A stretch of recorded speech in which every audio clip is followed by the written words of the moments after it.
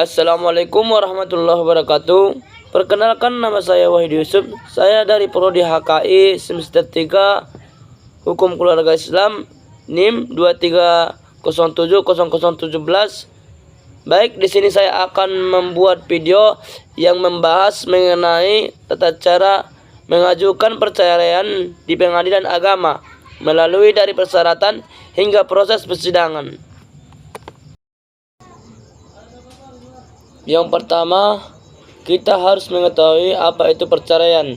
Jadi, perceraian adalah proses pengakhiran hubungan suami istri yang sah menurut hukum Islam yang dilakukan melalui lembaga lain yang berwenang.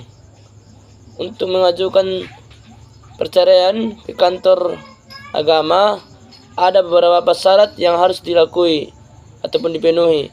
Yang pertama yaitu syarat umum. Yang kedua yaitu syarat administratif. Dan yang ketiga yaitu biaya yang diperlukan.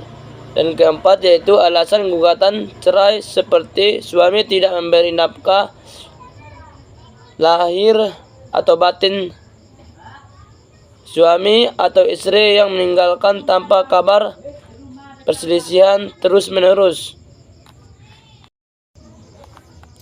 Yang pertama, menentukan jenis perceraian. Gugatan cerai atau diajukan oleh istri terhadap suami.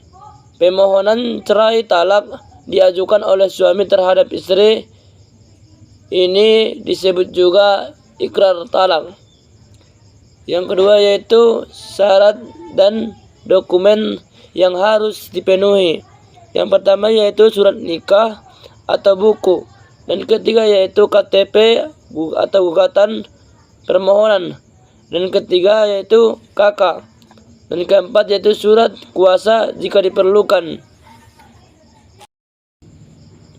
6. Dokumen pendukung lainnya, bukti perselisihan, kekerasan atau alasan perceraian seperti yang saya sebutkan tadi. 7.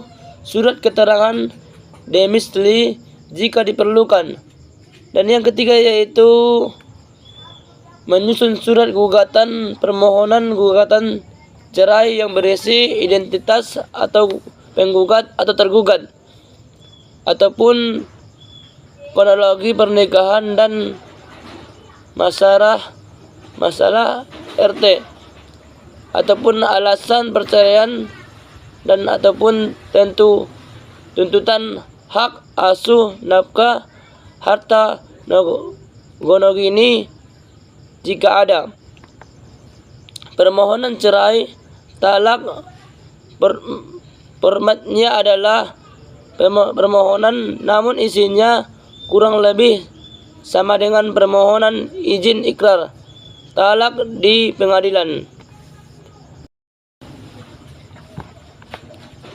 Dan yang keempat yaitu mendaftarkan perceraian yang di pengadilan agama bisa langsung online melalui aplikasi Aircodes atau Mahkamah Agung.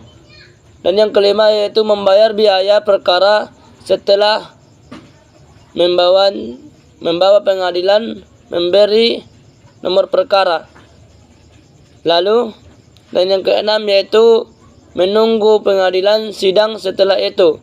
Dan yang ketujuh, proses persidangan. Ada sidang pertama yaitu A.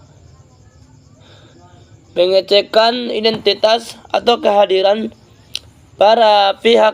Jika tergugat tidak hadir, bisa dilakukan perstek putusan tanpa kehadiran tergugat.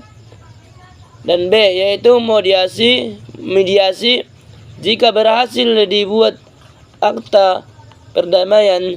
Jika gagal sidang dilanjutkan. C. Pembacaan gugatan atau permohonan penggugat menyampaikan alasan cerai. Dan D yaitu jawaban tergugat menanggapi. Dan E yaitu reetik atau publik, jawaban tertulis saling membalas antara penggugat dan ataupun tergugat. Dan yang keenam yaitu pembuktian menyampaikan kesimpulan dari akhir proses. Dan yang ketujuh yaitu putusan atau penetapan dalam gugatan cerai. Hakim membacakan keputusan. Baik, cukup sekian yang bisa saya sampaikan.